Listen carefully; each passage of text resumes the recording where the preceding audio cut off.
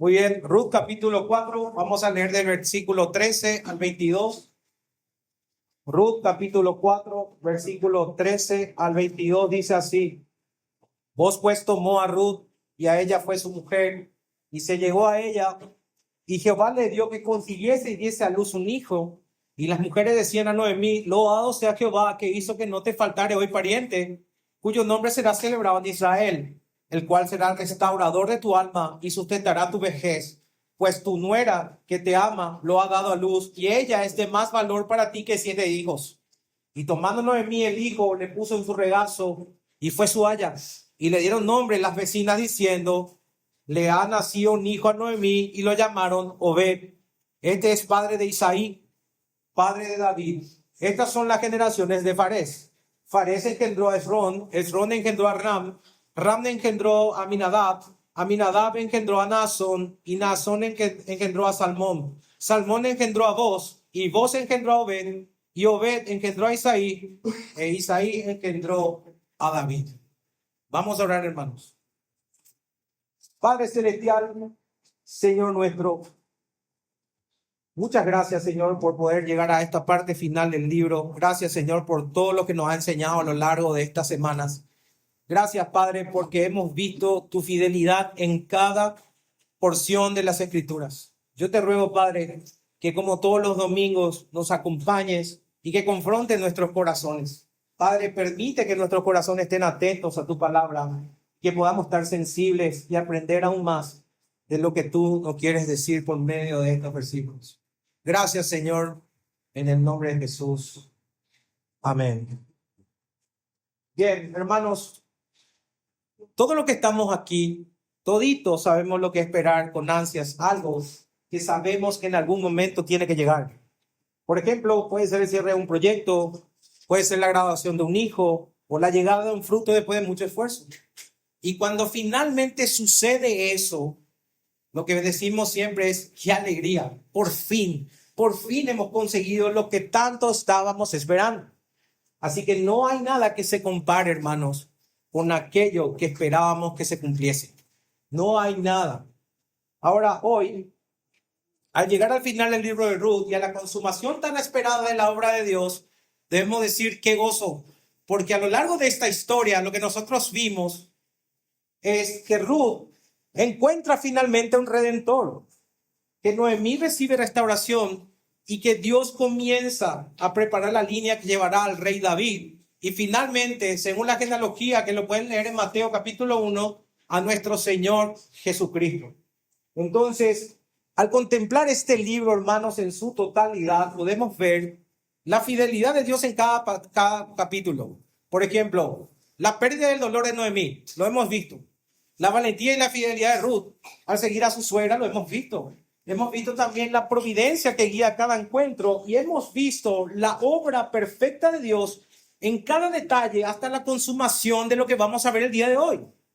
O sea, cada historia, cada gesto nos recuerda algo muy claro: nuestro Dios no deja nada al azar. No existe nada que sea casual. Siempre el Señor obra para el bien de su pueblo.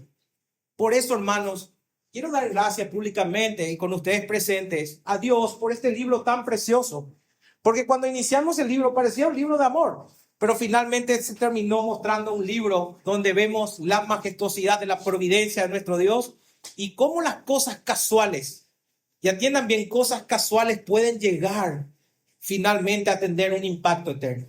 Entonces, para nuestro último sermón, con mucha nostalgia lo decimos, vamos a enfocarnos en 4 puntos que nos van a hablar del cuidado y la fidelidad de Dios. El primer punto va a ser la consumación de la redención en la providencia de Dios. El segundo es la comunidad como testigo de la bendición. El tercero sería la integración de Ruth en el pueblo de Dios.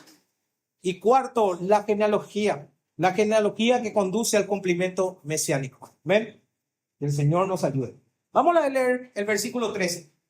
El versículo 13 dice lo siguiente: Vos, pues, tomó a Ruth, y ella fue su mujer, y se llegó a ella, y Jehová le dio que concibiese y diese a luz un hijo. Hermanos, después de toda la espera de estos 3 capítulos anteriores, Finalmente lo que vamos a ver aquí a Boaz cumpliendo su palabra. Boaz, ese hombre íntegro, ese hombre que nada lo hizo en forma oculta, ese hombre que lo ha hecho todo a la luz de la verdad del Señor, finalmente toma a Ruth como esposa. Entonces, la redención que se habría prometido en el capítulo 3, ahora se consuma en el capítulo 4. Ya no es solo una intención, ya no es solo proceso legal. Ahora lo que vamos a ver a partir de aquí es una realidad concreta. Ruth finalmente tiene un redentor, un esposo y una nueva identidad. Otra vez, Ruth tiene un redentor, tiene un esposo y tiene una nueva identidad. Entonces, sin duda, o esta unión sin duda, debemos decir que es un matrimonio inusual. O sea, un judío se casa con una moabita. Humanamente hablando, era una unión improbable que un judío se case con una moabita. Pero la diferencia que debemos hacer con el capítulo 1, con su matrimonio anterior, o sea, la unión de Ruth con Mahlón, es que esta unión entre Ruth y Boaz no es un yugo desigual. Y la pregunta es ¿por qué? ¿Por qué la unión entre Ruth y Mahlón fue yugo desigual, pero la unión de Boaz y Ruth no es un yugo desigual? La respuesta es porque Ruth ya no era la misma. Ruth ya no era la misma. Ella se entregó al Señor y su fe en Jehová era evidente. Acompáñenme nuevamente al versículo 16 del capítulo 1. Y vamos a leer una parte donde dice, tu pueblo será mi pueblo y tu Dios, mi Dios. Recuerden que eso fue cuando Noemí trataba de desalentarle a ella que le siguiese rumbo a Belén. De tan amarga que estaba, ella le decía, no, quédate, no hay nada para vos. Sin embargo, ella le decía, tu pueblo será mi pueblo y tu Dios, mi Dios. Hermanos, ahí lo que se ve es la verdadera conversión. Esto que ven aquí es una conversión de Ruth, un cambio de lealtad. A partir de ahí hubo un cambio de lealtad, un cambio de identidad y un cambio de adoración. O sea que Ruth no solo se unió a un pueblo, sino que, atiendan esto, Ruth se rinde al Dios verdadero. Deja todo lo anterior, deja sus dioses, deja su familia, deja su cultura, deja sus amigos anteriores y se entrega completamente al Dios verdadero. Y empieza a tener Dios el señorío completo de la vida de esta mujer. ¿Ven la diferencia? En el capítulo 1, Ruth era una no creyente. En el capítulo 4 ya estamos viendo a una creyente. Entonces la unión entre Mahlón y Ruth es una unión en yugo desigual. Pero la unión entre Boaz y Ruth es la unión de dos creyentes. Amén, hermanos, dos creyentes.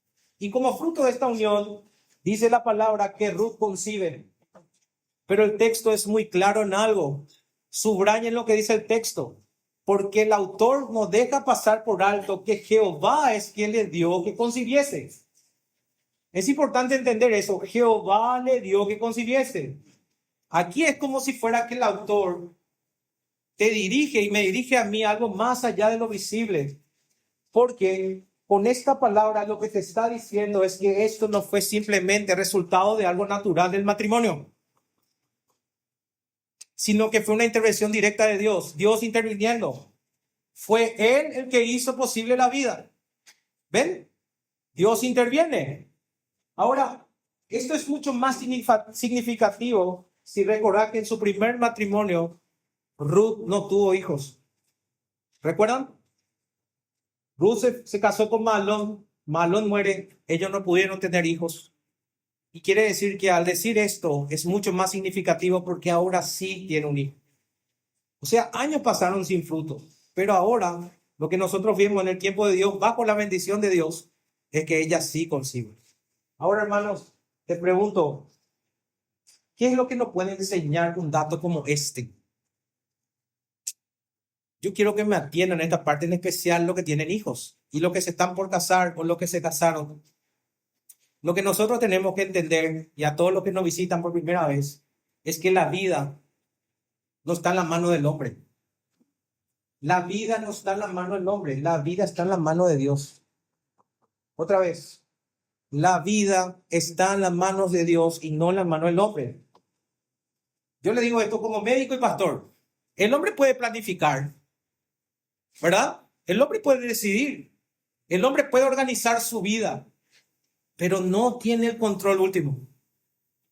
No podemos, hermanos, caer en la arrogancia de pensar que las bendiciones, aun con algo tan natural como tener hijos, dependen simplemente de nuestra voluntad. Simplemente deseamos tener hijos y ya está. Las escrituras son terminantemente claras. Los hijos son herencia de Jehová, un regalo de su gracia. Un hijo es una heredad de Jehová y es un regalo de su gracia. Entonces, Dios es el que abre y cierra el vientre. Y es Dios quien da y quien retiene. Dios es el que obra conforme a su perfecta voluntad. Ese es el Dios verdadero. Dios da, Dios quita. Por lo tanto, un pasaje como este no solo te muestra la bendición sobre Ruth, sino que también cumple una función clave. Debe humillarnos. Es un ataque directo al orgullo. Hermanos, ruego al Señor que evitemos la arrogancia de creer que las cosas suceden cuando nosotros querramos. Que las cosas suceden cuando yo quiero. Las cosas no suceden así. Las cosas no suceden cuando uno quiere. Hay que recordar con humildad que dependemos totalmente de Dios. Por lo tanto, hay que recibir con gratitud lo que Él te da y someterte con confianza a lo que Él decide. Dios da, Dios quita. A Él sea la gloria. Hermanos, Dios da, Dios quita. Él decide. Además, cuando Dios consuma su obra, debemos entender que Él lo hace plenamente. Hermanos, yo quiero que se fijen en esto. Ruth pasa de viuda a esposa. Pasa de estéril a fecunda. De extranjera al miembro del pueblo del pacto. O sea, pasa de no creyente a creyente. Ahora quiero que entiendan que cada uno de estos cambios lo que hace es mostrarte la fidelidad y el cuidado de un Dios en acción. Hermano, quiero mostrarte cómo obra tu Dios. Quiero que le entiendas al Señor por medio de la Escritura. ¿Cómo obra tu Dios? Tu Dios no hace nada a medias. Dios no hace nada a medias. La redención que Él inicia, y atiendan bien, la redención que Él inicia en alguien, Él mismo lleva hasta su cumplimiento. Porque todo lo que Dios ha ordenado se cumple según su sabio y perfecto propósito. Por eso está escrito en Filipenses capítulo 1, versículo 6. Pueden anotarlo en las casas. Estando pues persuadido de esto, que el que comenzó en vosotros la buena obra la perfeccionará hasta el día de Jesucristo. Y eso vemos en la vida de Ruth. Pero hermanos, esto no es solo para Ruth.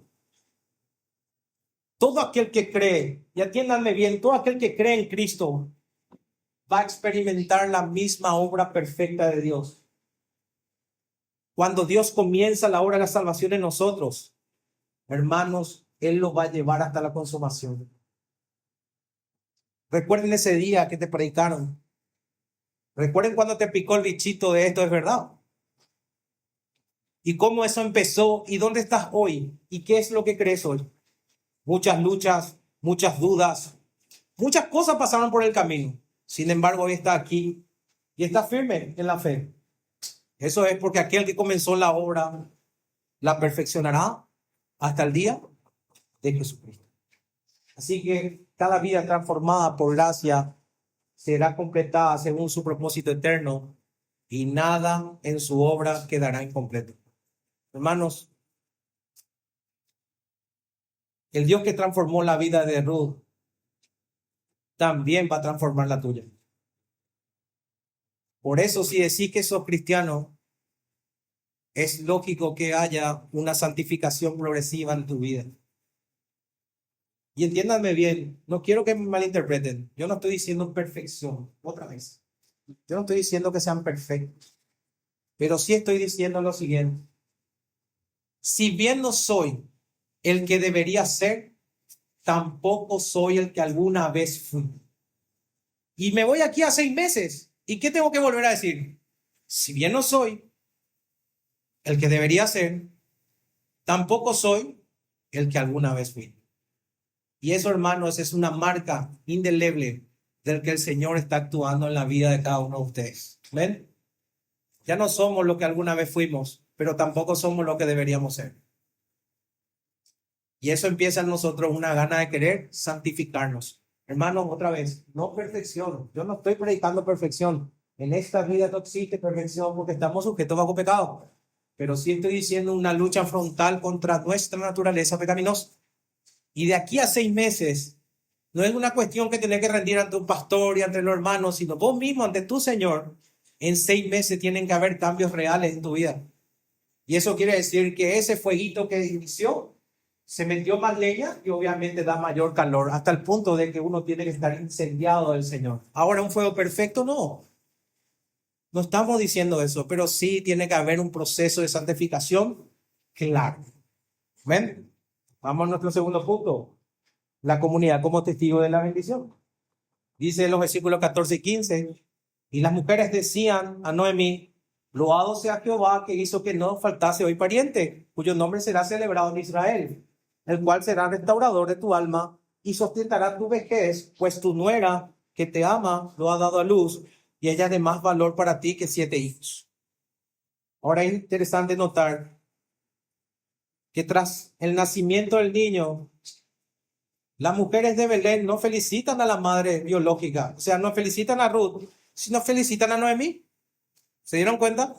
Las felicitaciones no fue a Ruth, sino las felicitaciones fueron a Noemí. Humanamente nosotros podríamos sorprendernos, pero hay una razón muy comprensible de por qué sucede así. Noemí, hermanos, era de su pueblo. Noemí era alguien de su pueblo, tenía una relación más cercana con estas vecinas. Eran su antigua amiga quizá o sus antiguas vecinas, quienes habían visto su historia desde el principio. O sea, eran personas que vieron esto. Le vieron salir y le vieron volver.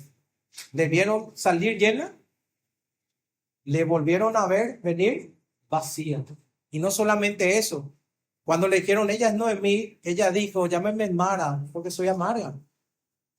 Entonces, estas mujeres eran su antigua amigas, vecinas, quienes habían visto su historia entonces desde el principio. Y quizás, al entender todo ese trasfondo que nosotros vemos, ella entendía que Ruth había recibido un gran gozo al casarse con vos. Mientras que Noemí era la que había pasado por mayor dolor. Y pasó por mucho dolor y necesidad.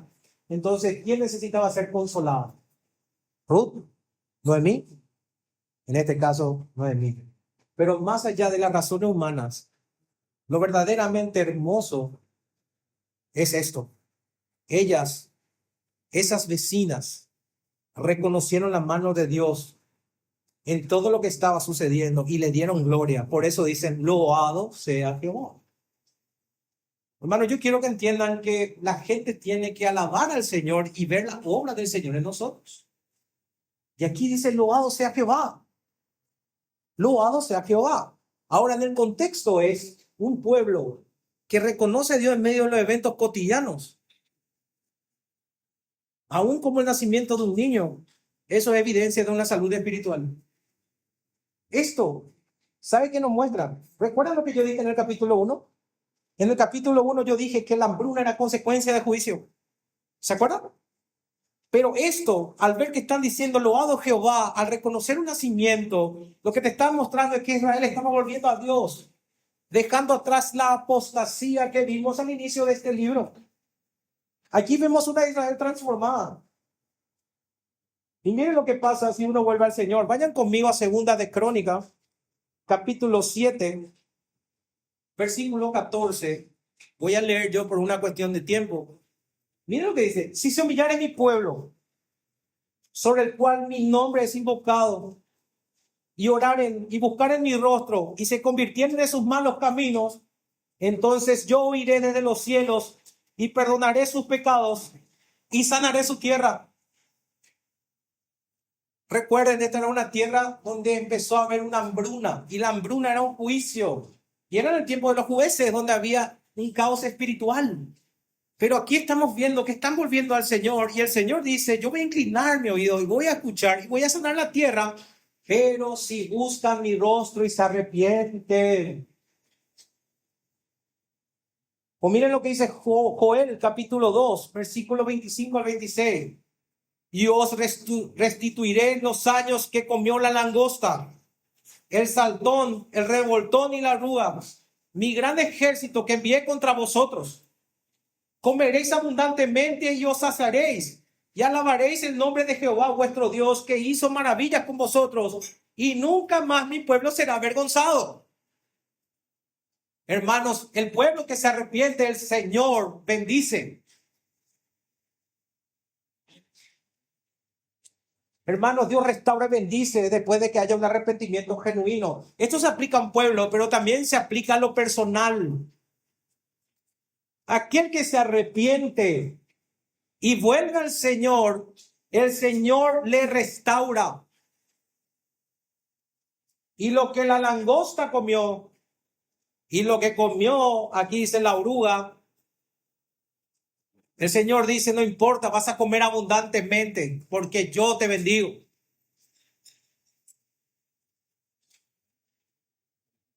Ahora, yo quiero que también subrayar algo, que estas mujeres no solo alaban a Dios por el nacimiento del niño, sino por algo más profundo. Ellas dicen que no hizo que faltase hoy pariente,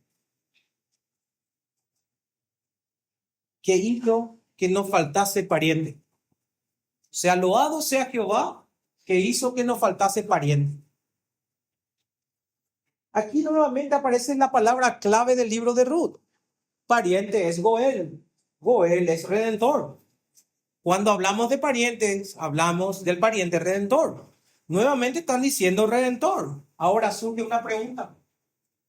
¿A quién se refiere cuando dice que no falte pariente? ¿A vos o al niño? Porque es una pregunta muy clara. El texto no dice o es a vos o es al niño. Hermanos, yo quiero decirte que el contexto te lleva a entender que en ese momento se estaban refiriendo al niño. Estaban refiriéndose al niño. Pero lo que acaban de decir tiene un doble alcance. Y miren esto. En el sentido inmediato, este niño sería el restaurador de tu alma, le dicen a Noemí, y sustentador de tu vejez. Hermanos, recordemos una vez más, con temor de ser reiterativo, que Noemí salió llena de Belén, pero vuelve vacía. Había perdido a su esposo, a sus hijos, y llegó a un punto de tal amargura que dijo, no me llaméis Noemí, llamadme Mara. Pero ahora lo que van a ver es que Dios transformó esa historia. Dios transforma esa historia. Este niño, un nacimiento simple para cualquiera, se va a convertir en un instrumento de restauración para Noemí. ¿Lo ven? Porque donde había vacío, hermanos, ahora va a empezar a haber plenitud. Donde había amargura, ahora viene el consuelo. Dios le devuelve el sentido a la vida a Noemí. ¡Wow! Alguien que capítulos atrás perdió totalmente el sentido de la vida, ahora la está recuperando porque Dios le da sentido.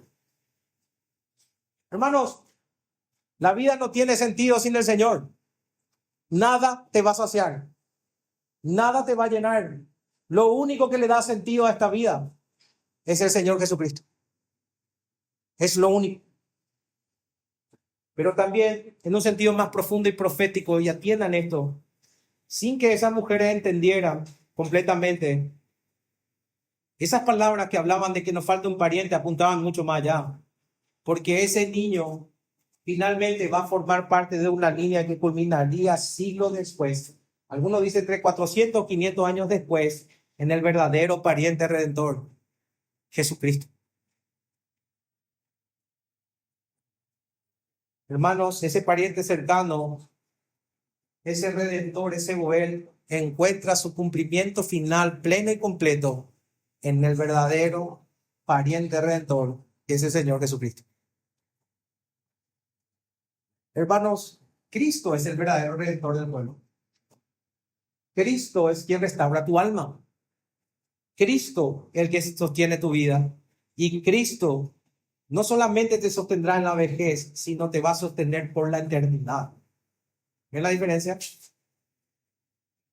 Cuando vayan a leer la voz, vayan a leer a Ruth, ustedes lean la voz como una sombra. Yo les digo, en la teología se dice, es un tipo de un antitipo. Es un reflejo de lo que va a pasar en el futuro. Un redentor en el futuro. Ese redentor es Cristo. Finalmente, volviendo a la historia, las mujeres destacan algo más. Y en este caso se dirigen o hacen mención a Ruth. Dicen que ella es de valor más que de 7 hijos. Hermanos, yo creo que esto deberían decir que es extraordinario que alguien piense así de mí. Porque en la cultura los hijos eran altamente valorados. Y que le digan que valen más que 7 hijos. Quiere decir entonces que le ponen a Ruth en un lugar de alta honra. Era una mujer realmente virtuosa, como dice el capítulo 15. Si vale más que 7 hijos, quiere decir que el valor de esta mujer era un valor incalculable. Ahora la pregunta es ¿por qué? ¿Por qué valía tanto una mujer así? Primero, por su amor fiel. Y ese amor fiel no era un amor que se quedaba en conceptos, sino un amor en hechos. ¿Cuáles son sus hechos? Todo aquel que dice ser cristiano tiene que entender que al decir que sos cristiano, tiene que haber hechos que respalden eso. Por ejemplo, esta mujer dejó su tierra. ¿Vos qué dejaste? Dice que acompañó a Noemí. ¿A quién acompañas ahora? Dice que trabaja para sostenerla. Tiene que trabajar en la obra. Y ahora incluso en su patrimonio buscó el bien de la familia. O sea, incluso en la gracia uno busca el bien de sus hermanos. Este tipo de amor es el amor que Dios valora. Dios valora este tipo de amor. No palabras sino sacrificios. No emociones pasajeras, sino fidelidad constante. ¿Recuerdan cuando vimos 1 Juan capítulo 3, versículo 18? Hijitos míos, no amemos de palabra ni de lengua, sino de hecho y en verdad. Por eso vale más que 7 hijos. Porque amaba en hecho y no en verdad. Porque nos lleva al tercer punto de nuestro sermón. La integración de Ruth en el pueblo de Dios. Versículos 16 y 17. Y tomándolo de mí el hijo, lo puso en su regazo y fue su haya. Y le dieron nombre las vecinas diciendo, le ha nacido un hijo a Noemí. Y lo llamaron Obed. Este es padre de Isaí y padre de David. Creo yo que de todo el libro esta es la escena más conmovedora que van a ver. Porque Noemí dice que toma al niño en sus brazos, lo abraza, lo cuida y el texto dice que fue su haya, o sea, fue su niñera, su nodriza, su cuidadora. Pero lo que no quiero que pierdan de vista es la transformación gloriosa de Noemí detrás de esto. Noemí regresó de Belén y dijo, yo soy una amarga. Yo me fui llena, pero Jehová me ha hecho volver vacía. Sin embargo, ahora al ver la escena, porque nosotros podemos decir una declaración como esa ya no es cierta. Sus manos ya no están vacías. Ahora Noemí ya no están vacías. Si se fijan, sus brazos ahora están, sus brazos llenos. Quiero decir que no es casualidad, sino por la obra soberana de Dios. Y lo interesante de esto es que el mismo Dios al cual ella cuestionaba, al cual ella atribuía que era la causa de su pecado, es el Dios que ahora la restaura.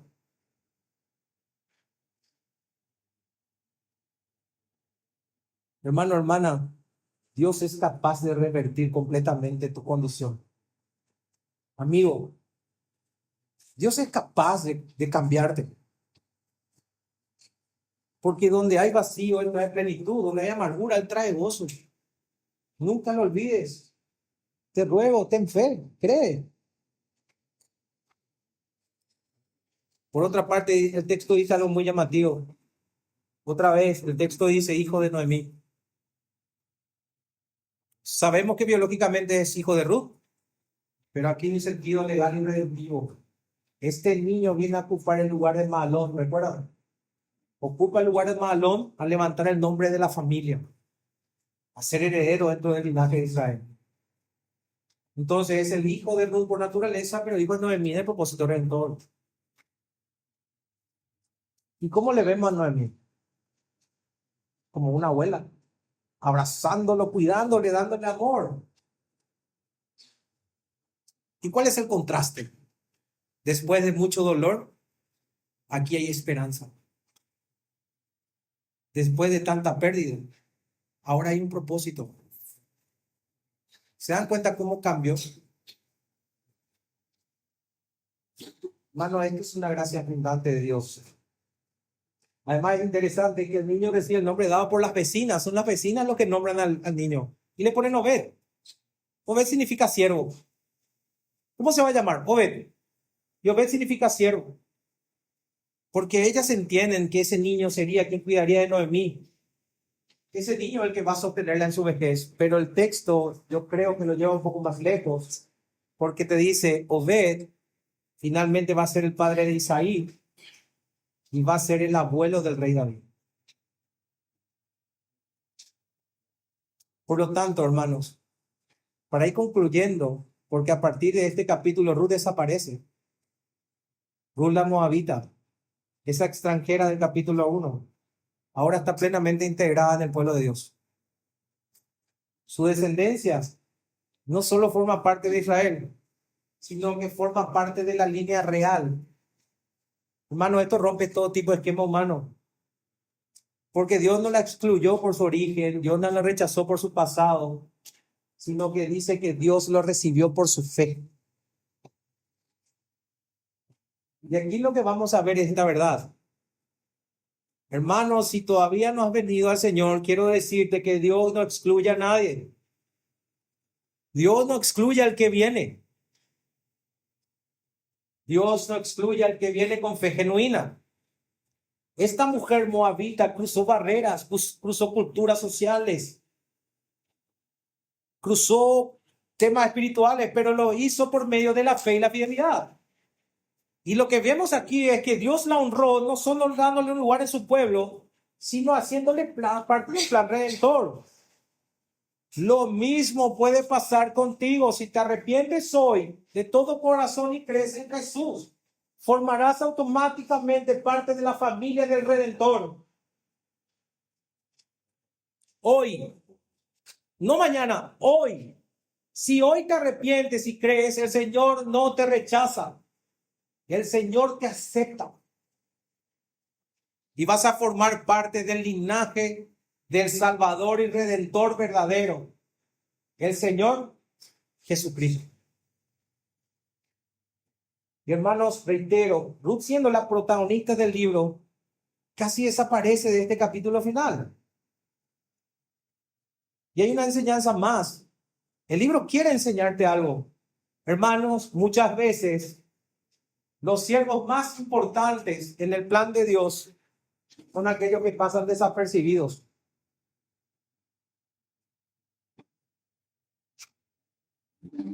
Porque Dios obra en lo oculto, dice la Escritura. Dios usa personas que el mundo no ve. Dios exalta a quien no busca su propia gloria. Eso lo vamos a ver ahora en el capítulo, sería en el punto número 4, cuando veamos la genealogía que conduce al cumplimiento mesiánico. Pero quiero que tengan ya en mente esa idea. No todos tienen que figurar. La gran mayoría, van a darse cuenta ahora cuando veamos la genealogía, son personas comunes y corrientes, pero que obedecen y aman a su Señor. Miren lo que dicen los versículos 18 al 22. Finalmente, estas son las generaciones de Fares. Fares engendró a Esrón. Esrón engendró a Ram. Ram engendró a Aminadab. Aminadab engendró a Naasón, y Naasón engendró a Salmón. Salmón engendró a Boz, y Boz engendró a Obed, y Obed engendró a Isaí, y Isaí engendró a David. Entonces, es un cierre muy particular para un libro, el terminar con una genealogía. El autor no concluye exaltando a Ruth ni resumiendo su vida, sino lo que hace es presentarte una genealogía, y te presenta la genealogía del rey David. Con esto queda claro que el propósito por el cual fue escrito el libro de Ruth fue el mostrar cómo se desarrolla el plan redentor de Dios en la historia. Es un libro para mostrar esto. Es el cumplimiento de Génesis 3:15. Es cómo el Señor iba a traer redención a su pueblo. Y miren que la genealogía comienza con Fares, el hijo de Judá. Y esto es muy significativo, porque al mencionar a Fares, el autor lo que quiere es que te vaya al episodio que ocurrió en Génesis capítulo 38. ¿Y cómo se dio el nacimiento de Fares? Fares es producto de la unión de Tamar y de Judá.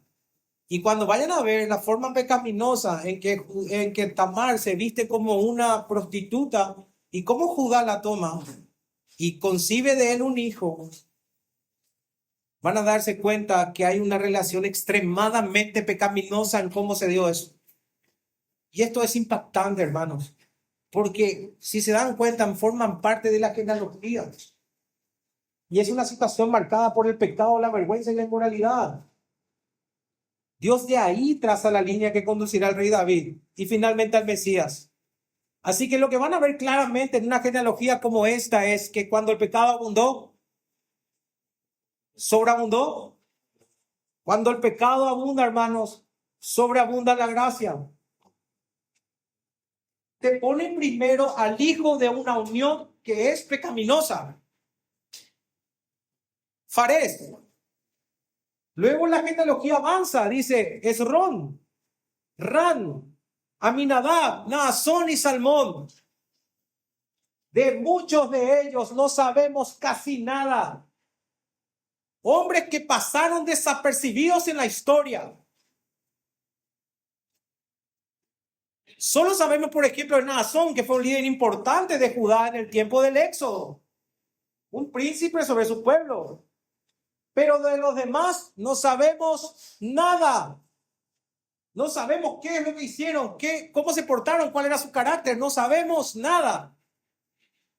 Pero lo importante, hermanos, es que aunque algunos tuvieron gran relevancia y otros no, todos fueron partes del plan de Dios.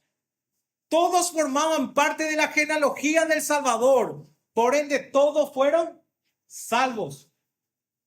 Naasón fue un gran líder, pero si lo comparamos con Boz, su descendiente, Boz no dirigió ningún tipo de ejército, ni tuvo grandes títulos, ni tuvo grandes conquistas. ¿Qué es lo que hizo Boz? Algo aparentemente simple. Mostró misericordia a una mujer moabita y cumplió la ley de Jehová. Y sin embargo, hermano, esa pequeña acción, una pequeña acción ante el ojo del mundo, fue usado por Dios para colocar en la línea al rey David. Y finalmente en la cronología del Mesías. Hermano, yo quiero que salgas confrontado el día de hoy.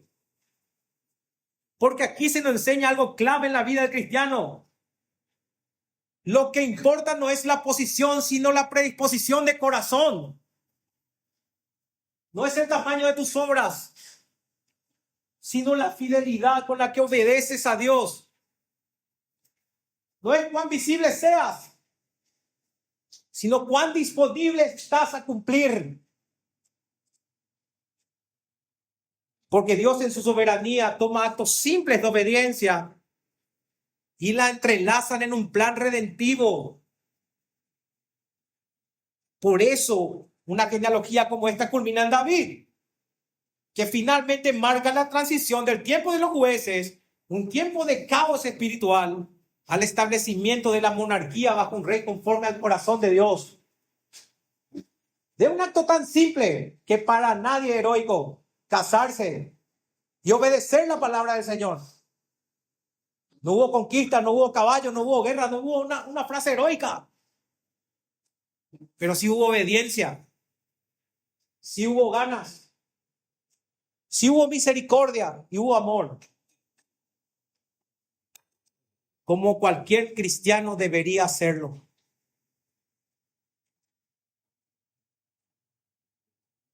Sin embargo, hermanos, como dijimos de la primera prédica,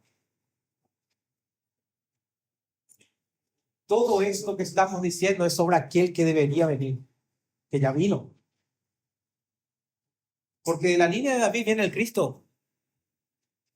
Una genealogía como esta te conduce al verdadero rey, al verdadero redentor, al verdadero pariente cercano, al Señor Jesucristo. Reitero, para los que nos visitan por primera vez, un redentor era aquel pariente cercano que tenía que redimir en una parte de la tierra, si es que ésta la perdía o la vendía, o también era el caso si es que no, si es que enviudaba a una mujer y quedaba sin hijos, tenía que casarse con ella y darle una descendencia para que el nombre de esa persona no se borrara del reino de Israel. Ahora, hermanos, habíamos dicho que tres cosas eran necesarias para que alguien sea un redentor. Tenía que tener la voluntad para hacerlo, tenía que ser un pariente cercano y tenía que tener los recursos para hacerlo. Tres cosas que un redentor necesita: voluntad, ser pariente cercano y tener recursos. Ahora, toda esa genealogía te apunta a ese verdadero redentor, a ese verdadero Goel, a ese verdadero pariente cercano que es Cristo. Reitero, Cristo se hizo hombre. Dice que se despojó de su gloria como nada que aferrarse, sino que se hizo hombre. Entonces se hizo un pariente cercano. Alguien que no desconoce todas las luchas que tú estás atravesando ahora mismo. Todas tus luchas. Tenía la voluntad de hacerlo, sí. Porque dijo, yo pongo mi vida en rescate. Nadie me la quita. Yo la pongo. Y pregunta, ¿tenía los recursos? Era Dios, el dueño absoluto de todo. Entonces era nuestro redentor que vino y caminó, cumplió las leyes, hizo posible en su muerte expiatoria que por su sangre todos nosotros podamos ser libres. Todo aquel que se arrepiente y cree verdaderamente será libre. Porque Cristo es el cumplimiento de esta historia. Miren lo que dice Gálatas capítulo 3, versículo 16. A Abraham se le hicieron las promesas y a su descendencia, que es Cristo. Entonces Cristo era el descendiente prometido, tal como lo dijo Abraham. Entonces Cristo es el que vino a redimir no solo una familia, sino un pueblo de toda lengua, tribu y nación, hermanos. Apocalipsis capítulo 5, versículo 9 dice, porque tú fuiste inmolado, refiriéndose al Cordero de Dios, tú fuiste inmolado y con tu sangre compraste para Dios gente de toda tribu, lengua, pueblo y nación. Hermanos, Dios no excluye a nadie. Todo aquel que se acerque, ya sea paraguayo, boliviano, venezolano, alemán, francés, musulmán o lo que quieran, cualquiera que se acerque en fe y arrepentido al Señor, Él no lo rechaza.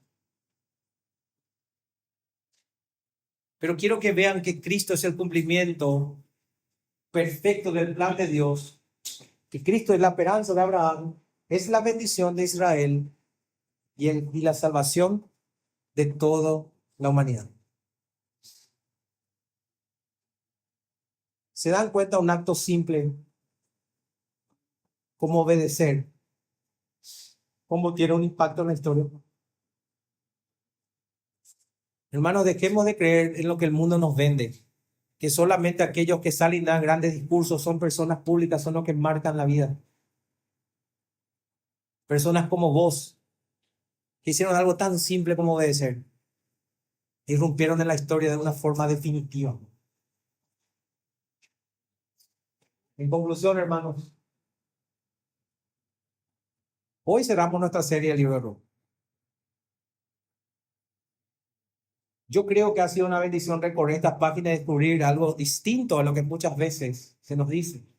Porque lo que vimos es cómo Dios obra incluso en la historia más simple. Y esto, por ejemplo, nos fortalece a nosotros a obedecer Porque Dios entrelaza las historias. Cosas simples, situaciones simples, de obediencia sí. Cuando vos te negás a pagar una coima, por ejemplo, o cuando te negás a hacer algo corrupto, cuando decís voy a decir la verdad, cueste lo que cueste, porque amo a mi Señor. Cosa tan simple como esa que el mundo quizás se ría en tu cara. Nosotros vemos cómo Dios obra por medio de eso. Nosotros vimos cómo Dios transforma el dolor en gozo. Nosotros vimos que el vacío se vuelve esperanza y cómo Dios usa lo ordinario para un plan redentor. Hermanos, hemos aprendido también sobre la fidelidad de Ruth, una moabita. Vimos lo que es un hombre íntegro como vos, vimos su provisión, vimos la restauración de Noemí y cómo todo apunta a Cristo nuestro Redentor. Aquí lo que se nos enseñó en este libro es que Dios honra la fe. Dios honra la fe, hermanos. Y que su gracia supera al pecado, ¿verdad? Y que cada acto de obediencia, una vez más, por más pequeño que parezca, tiene un propósito eterno. Yo ruego al Señor que esta enseñanza en verdad permanezca en los corazones y que recuerden siempre que Dios es fiel y que su plan se cumple. Ven, vamos a orar.